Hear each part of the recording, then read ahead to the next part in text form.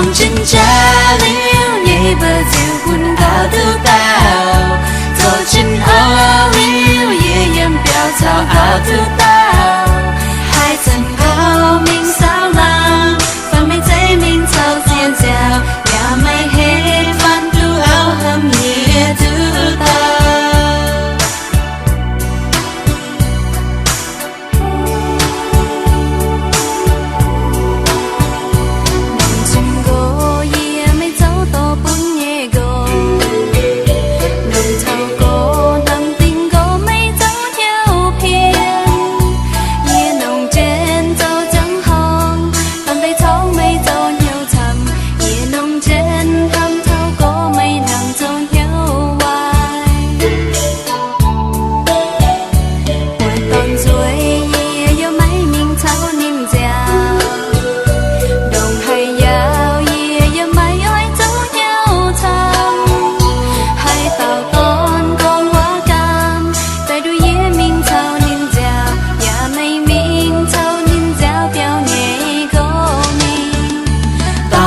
cha liu nhẹ bờ diều quân cao tu ta